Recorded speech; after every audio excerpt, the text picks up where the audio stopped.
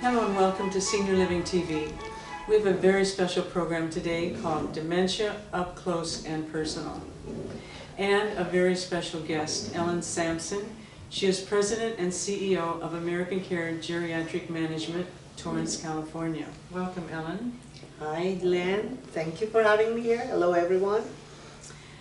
Yes, dementia, Alzheimer's, and memory loss. These are key terms in today's world. So, presently, there is no cure. We need to step up and take hold of this issue and cope with these problems. That is the reason for today's program. Ellen is on location at Wellbrook Senior Living, Torrance, California. So let's go to the program now.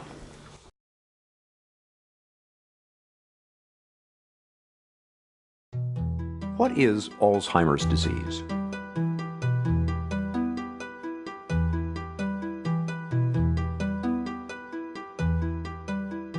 Alzheimer's is a slow, fatal disease of the brain affecting 1 in 10 people over the age of 65.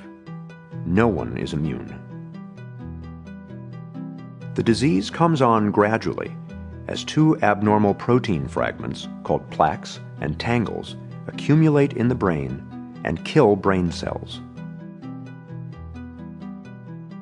They start here in the hippocampus, the part of the brain where memories are first formed.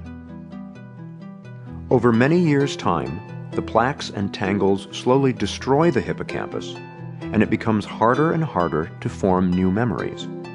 Simple recollections from a few hours or days ago that the rest of us might take for granted are just not there. After that, more plaques and tangles spread into different regions of the brain, killing cells and compromising function wherever they go. This spreading around is what causes the different stages of Alzheimer's. From the hippocampus, the disease spreads here to the region of the brain where language is processed. When that happens, it gets tougher and tougher to find the right word. Next, the disease creeps toward the front of the brain, where logical thought takes place. Very gradually, a person begins to lose the ability to solve problems, grasp concepts, and make plans. Next, the plaques and tangles invade the part of the brain where emotions are regulated. When this happens, the patient gradually loses control over moods and feelings. After that, the disease moves to where the brain makes sense of things it sees, hears, and smells. In this stage, Alzheimer's wreaks havoc on a person's senses and can spark hallucinations. Eventually, the plaques and tangles erase a person's oldest and most precious memories, which are stored here in the back of the brain. Near the end, the disease compromises a person's balance and coordination, and in the very last stage, it destroys the part of the brain that regulates breathing and the heart. The progression from mild forgetting to death is slow and steady, and takes place over an average of 8 to 10 years.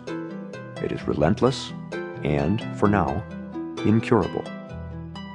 Helping your family, friends, and neighbors to better understand Alzheimer's will reduce stigma, improve care, and even help the fight for a cure. Thanks for helping to do your part. Learn more at www.aboutalz.org.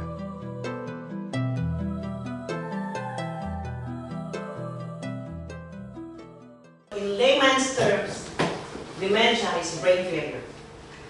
So, if you look at the brain, this is the normal brain, this is Alzheimer's brain. The brain shrinks. It's not a part of normal aging. It's a disease. It's more than just forgetfulness, which is a part of normal aging. And independent life is impossible with dementia. It isn't a specific disease, it's a syndrome. So when we say the brain shrinks because the brain cells die, when brain cells die, so goes are the memories. You've seen this is the big brain, it's the normal brain, so it shrinks. Why does it shrink? Because the brain cells die. And the first to go It's the short-term memory. It is because the brain cannot store it anymore. Because the short-term memory is the first one to go. That's why they refer to stories when they were young. Oh, you know, during our time. It's not because they love to brag about what they did before. It is because that is the only data that the brain can grab. This is a sad fact. They will not remember what you did, but they will not forget how you made them feel. We will have case studies later that would explain this. This one, I think they will explain to you for families here. We need this in place while they're still sane. I'm not saying they're insane, but it means that we, as now that they still have this, and they can make the decision, we should have this paperwork. But you can check, there's what you call for the caregivers here, that's one. We have the health, POA for healthcare, the one who's going to make decisions for you. And power of attorney for finances. And then the POLST. I don't know, yeah, this is something that you have to, if in case there's a problem, the POLST is the form that 911 looks at. Or if you want to go to the hospital, or if you're DNR. Yeah, we have two cases. Who knows about the DNR? Do not resuscitate and do not intubate. Caregivers know that. Do not resuscitate if you have that. No more life heroic measures to revive you. Okay. I'll go. Basic rule for dementia here. Reality orientation has no business. Okay. Look at every situation from their perspective. What do I mean? Here comes mom. She looks at the window and she would say, oh, look at that. It's raining cats and dogs. Oh. And then you look at the window and then you would say, Mom, it's so sunny in there. What are you talking about? You are giving mom a reality orientation. The thing is, how would mom see that? She would say, because that is her reality. She would tell you like, you think I'm lying, huh? You're not living to her reality, you're trying to give her a reality orientation. So she would say, you think I'm lying, you think I'm stupid. And then, now we have a problem. You are the bad guy. The thing is, you cannot give them reality orientation. If she says it's raining cats and dogs, so wait. Yes, mom, it's raining cats and dogs. Because she would feel that you're treating her like an invalid. The problem with us children is that we love mom and dad so much that we'll try to do everything for them. We do grocery shopping, do the bills, go get the medicine, bring them to the doctor, everything. Because we love them. The question is, how does mom interpret that? Now, just go behind and see the perspective, and she would say that, you think I'm an invalid. You're crossing my privacy. You're trying to treat me like a baby. I can still do that. Why are you doing it for me? This is the reason why. The 90 body, 60 mind. If your mom is 91, and she would say, I'm going to the office today. And you say, Mom, you're not going to the office? You're retired. You know you're not. Go back and let's take your breakfast. And you would say, no, Mom, you're not, you're ready. That was before. You're giving her a reality orientation. Look at this picture. When they look at the mirror, what do they see? The younger self. That's the reason why sometimes they will keep on referring to stories. As if it just happened yesterday. It is because the memories were gone. It got erased. 16. That's the reason why when we have clients, we make sure we know who they are before. Because we live in their reality. She was formerly a nurse.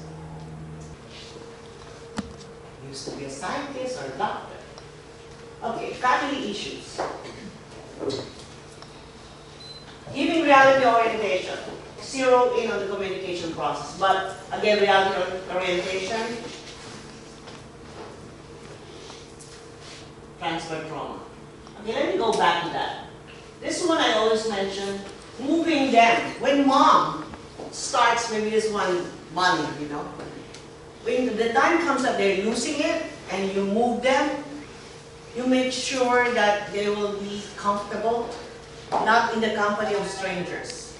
Home, I'm sorry Lian, but I could mention this, home is still the best place for them to stay in their years. But if the resources can afford it, because you know what? Home care right now is only for winners. Because it's so expensive and it's very restricted. That's why it's so, cost right now for caregiving is 20 plus. Their perception, we are making them to feel like kids and that it's stupid. We instruct them on what to do and we're bossing them around. Sometimes since they have dementia, they cannot articulate. But the thing is, sometimes when care is already in their faces, they push back. They think that we're stepping on their privacy. And you know what? Consistent things like this that's not addressed, they're gonna fall into depression because they would feel, why am I going to, what's there to live for? Don't baby talk. This is for the caregivers. We tell them like, oh, don't call sweetie, call them by their name. Call them mom. If they're your mom, call them by their name. Don't treat them like children. Don't boss them around. For the caregivers here, don't hover. Because you know what? You're making them feel so uncomfortable. Sorry. Never, for parents, for the adult children, never discuss their care in front of them. When you're going to hire somebody, meet first outside. Or, you know, don't bring them to the discussion first. Because definitely you'll have a hard time introducing care. Fight, fight, flight. You know why mom doesn't go out anymore? Doesn't want to talk to anyone? It is because the stigma of having Alzheimer's. Or sometimes, when you go out, you can't remember the name, and she's your best friend. That scares people. That's one of the reasons why you don't go out, you don't socialize. It's so, put yourself in their shoes and you see somebody like, hi, Anna, how are you? And, holy shit. Can't remember. That actually scares seniors to go out. Everybody, let's see. This is the scuba.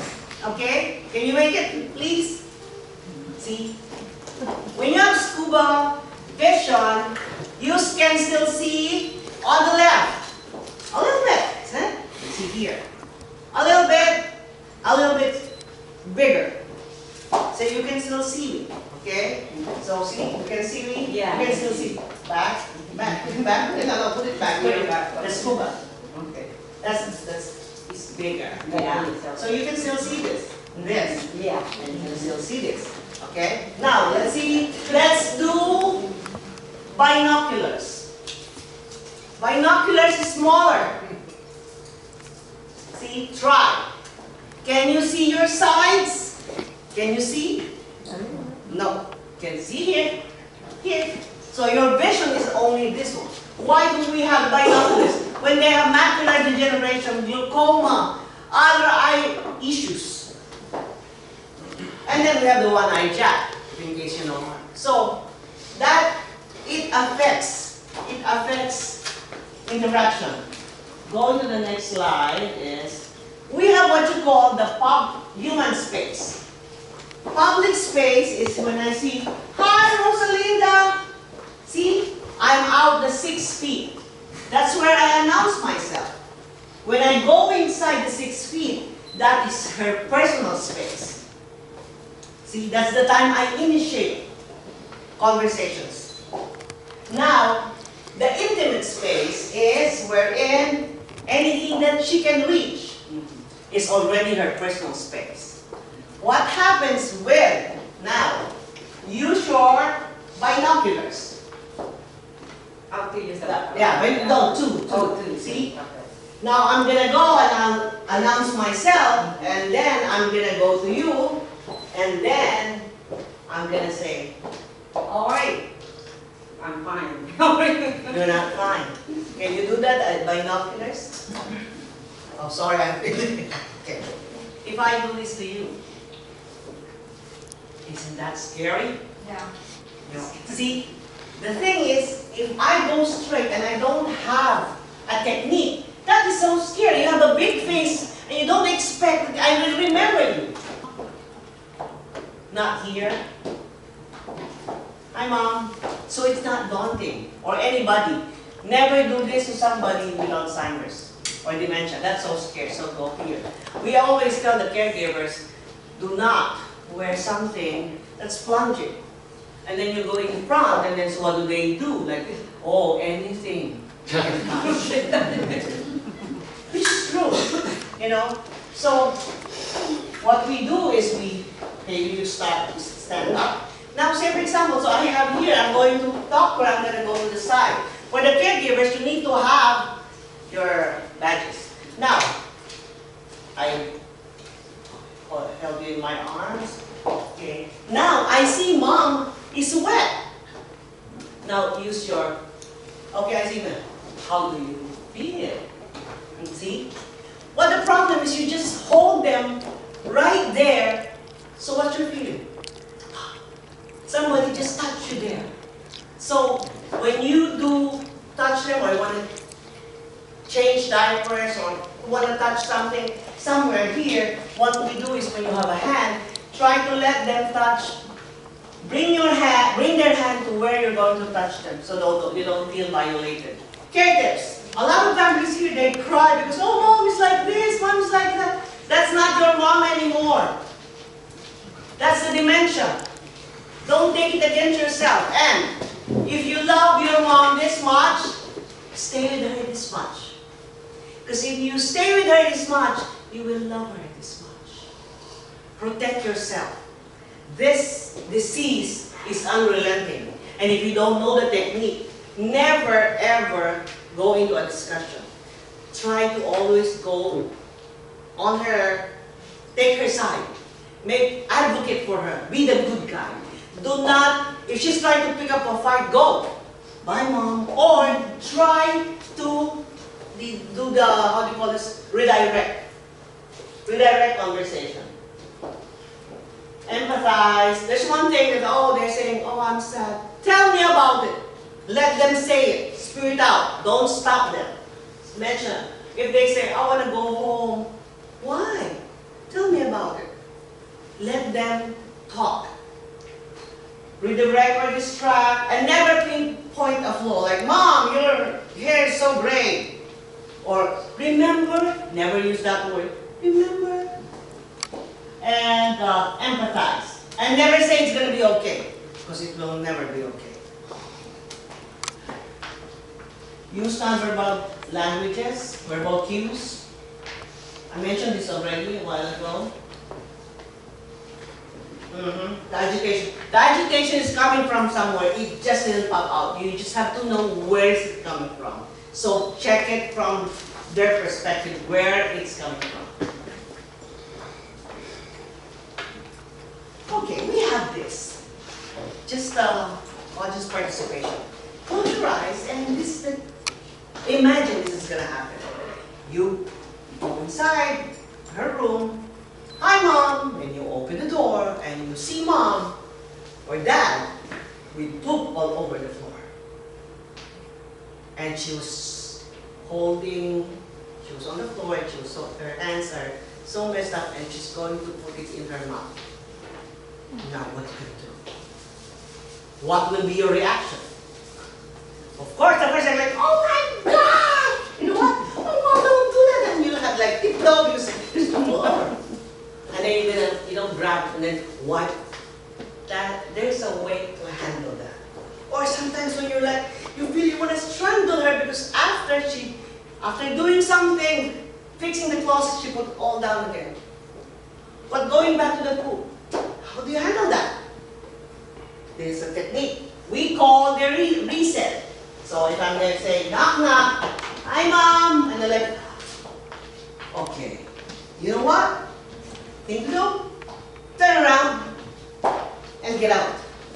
Reset. This is what you do. Okay. Can you stand up? So that you know what you do. Can I ask, so we could do it and jump together? This is how you do it. Breathe out, like, again. Do it 3 times. One more time.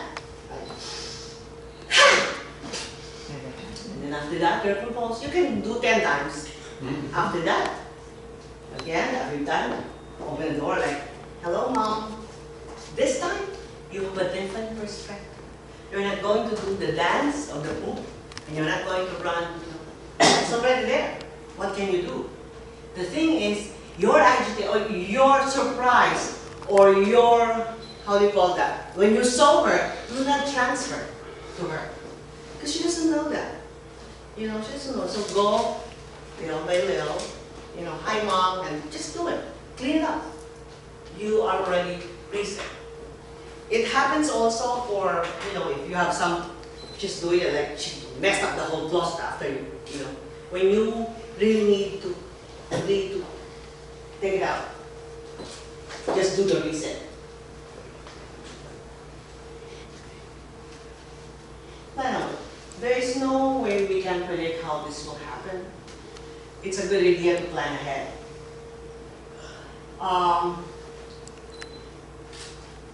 I have here, this are just, the things. We can give you this presentation, email it to you, so there are a lot of things, but these are self-explanatory. Okay, going back. I said, how do you prepare for dementia? When mom has it, you might have it, because it runs in the family. But what do you do? What do you do? How do you prepare for it? Number one, be healthy. If you have diabetes, oh my gosh, we're candidates. I'm diabetic. If you have a heart ailment, that's possible.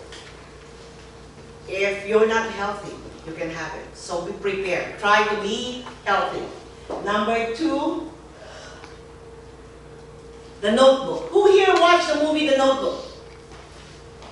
Yeah! Those who haven't watched it, you missed one night of your life. The Notebook is, right now we still have it. Write down the happy moments of your life. Only the happy. Do not write those that you're sad and lonely. Only the happy moments. Because you know what? When you lose it, that is where your family or caregivers are going to redirect you. If you're pissed, if you're agitated, they're going to bring you to that moment. You can write down blogs, you can write down pictures, scrapbooks, to remind you of the happy moments. That will be your memory when you lose it in the future.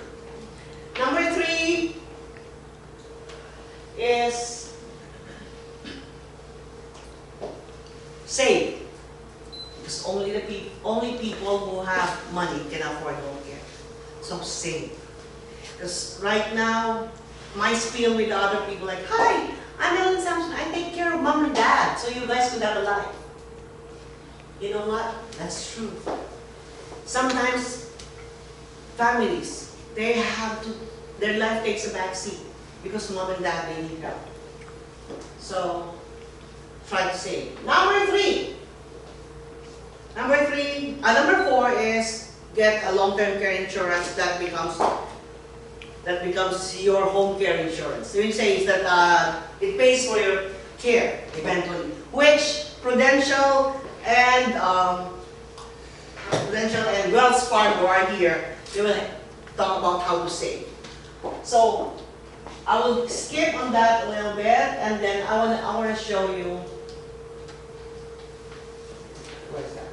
I want to show you. We can go back, but I want to show you this video which we made, so that just to give you a bird's eye view on what is there, how big this problem is with families.